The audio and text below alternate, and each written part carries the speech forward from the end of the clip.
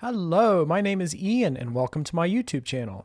So today we are going to talk about the brand new JETHRO Tull studio album, Curious Ruminant. So the band that backs Curious Ruminant is effectively Ian Anderson's solo band, the same one that he's been working with for close to 20 years now, if not over 20 years. With the exception of Jack Clark, who's the newcomer, and I do really appreciate what he brings. The band is Ian Anderson, flutes, vocals, acoustic guitar, tenor guitar, mandolin, odds and sods, and bits and bobs. David Goodyear, bass guitar, John O'Hara, piano, keyboards, accordion, Scott Hammond, drums, and of course Jack Clark on electric guitar. The album also features contributions from James Duncan Anderson, Ian's son, on drums, cajon, and percussion, as well as Andy Giddings, formerly of JETHRO Tull, who contributes some 2007-2008 session work on piano, keyboards, and accordion on the track Drink from the Same Well. So, how is Curious Ruminant? The short answer is, I like it very much. The long answer gets a little bit more complex. I'm glad that it exists more than anything. As a package with the art book and lyrics, I find it a very satisfying experience. The title itself suggests reflection, deep thought, living with things a little bit, letting it sink in.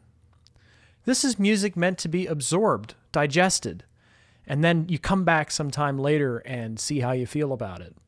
This is precisely the reason why this album is difficult to talk about in the context of the instant gratification world of YouTube, and why a lot of reviewers, in my opinion, have missed the mark on it. It's not an immediate experience. In a lot of ways, it's quite the opposite indeed of Rock Flute, which in my opinion was an attempt at making a 70s Tull album in 2023, and not an altogether successful one at that.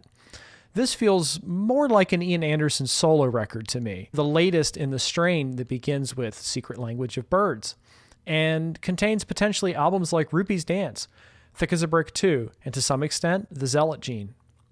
What sets this album apart for me from any other Tull music, perhaps since Ian's Divinities, is that it feels more like a meditation than anything else.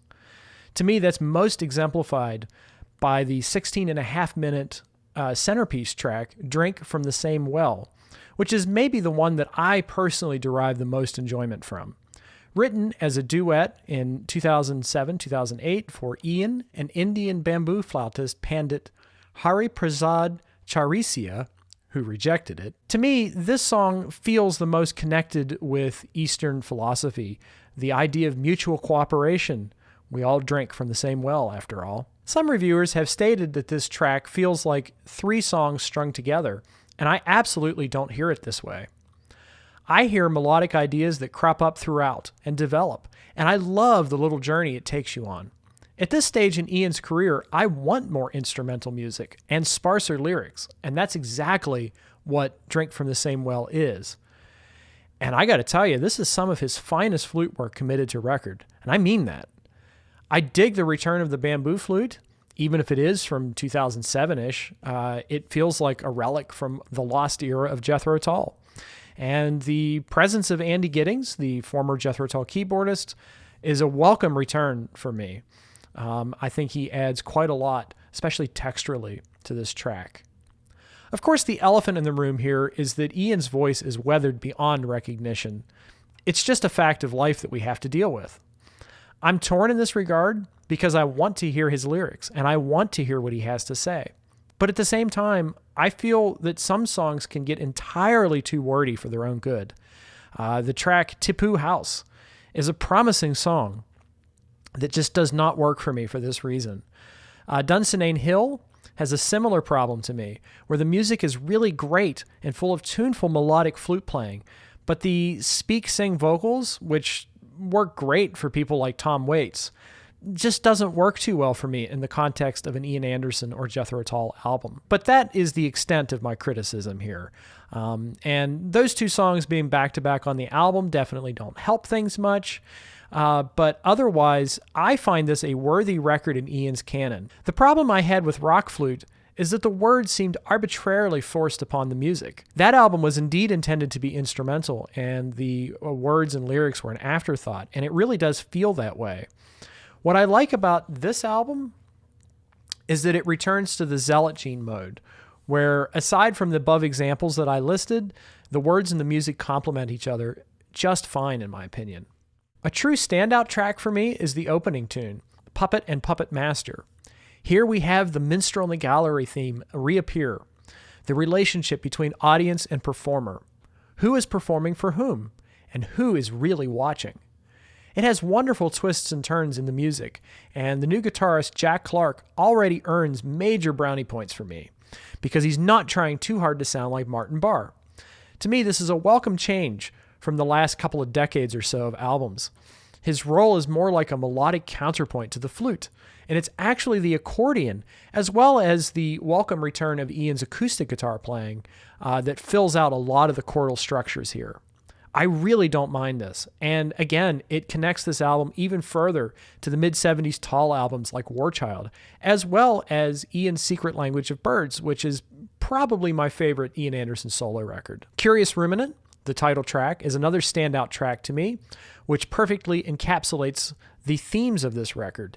Deep thought, willingness to alter one's point of view when presented with new facts, constantly thinking. It's absolutely the opposite of the Zealot Gene idea of binary thinking.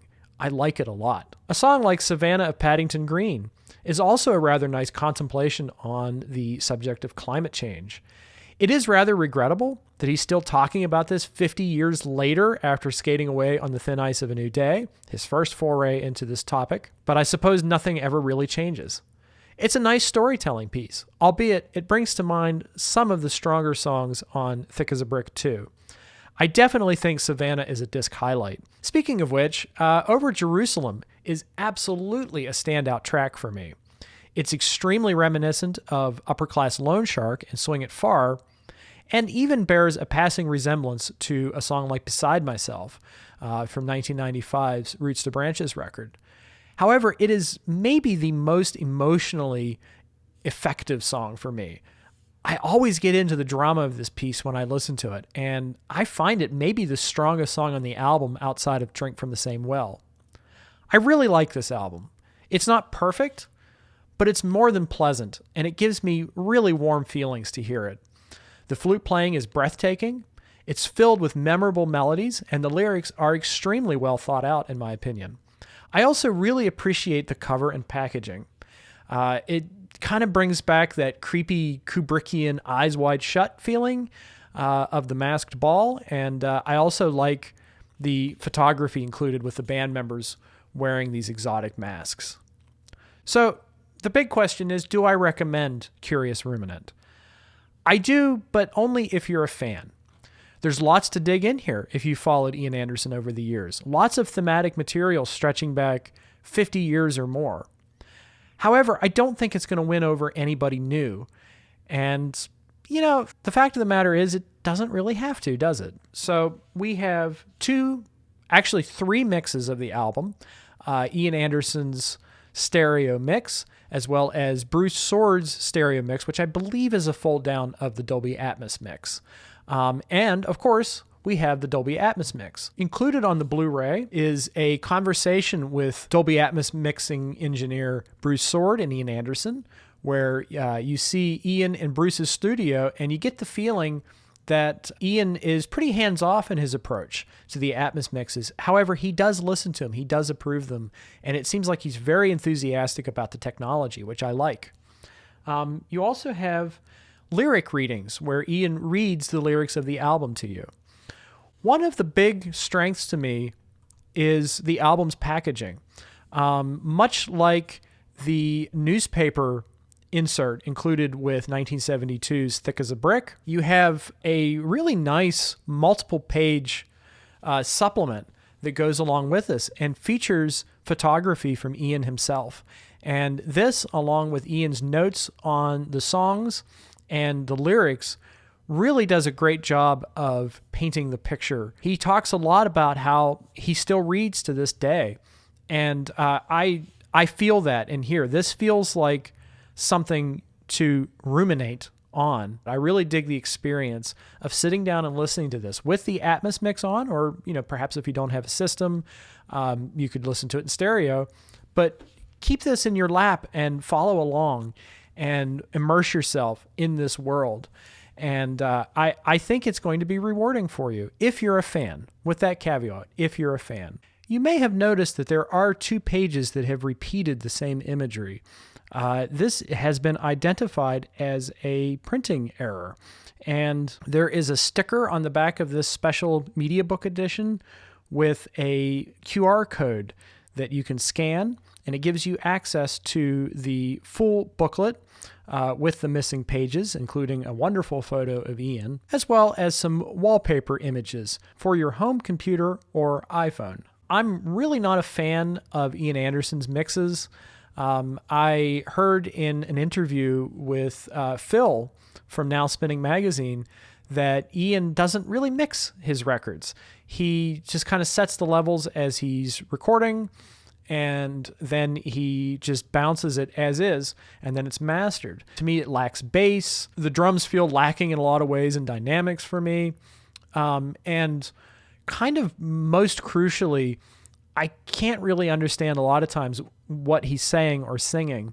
And I like how on Bruce Sword's stereo and Dolby Atmos mixes that he's able to lift the vocals up out of the music. And his choice of effects is very inspired, which for me helps to clarify what's being said and the meaning of the songs. And I still do recommend following along with the booklet to understand what's going on, but the new mixes help immensely in that regard. And I feel like Bruce Sword's mixes should not be the alternate mixes. They should be the main mixes, and Ian's should be the alternates, because Ian's mixes actually remind me, as a mixing and mastering engineer, of rough mixes that bands send to me to gauge my interest and perhaps invite comments from me. They feel a little unfinished to me. So I definitely think that if you want to hear this material at its best, you should seek out this version of the album, which is the only way, other than streaming, I believe, to hear Bruce Sword's mixes in stereo. So I do recommend this. It is a little bit pricey at around $50, but I honestly feel like it's worth it. This is such a lovingly crafted and personal package. It feels like a gift from Ian Anderson, and I love it. Which, by the way, it was not a gift from Ian Anderson. I did purchase this myself. I'm not cool enough to get promos yet. You can trust my opinion because I did pay my hard-earned money for this. So Curious Ruminant, let me know what you think if you have a chance to hear it. But remember, please be respectful. I'm not a computer algorithm. I'm a human being, and I do have feelings. So keep that in mind. Also, to encourage me to create more content, you can subscribe to the channel. I do hope to cover the Still Living in the Past box set when it comes out later this year. And I do a lot of Jethro Tull and progressive rock content in general. Perhaps my next review will be the Yes, Close to the Edge box set, which just arrived a few minutes ago, and I'm really excited to dive into that.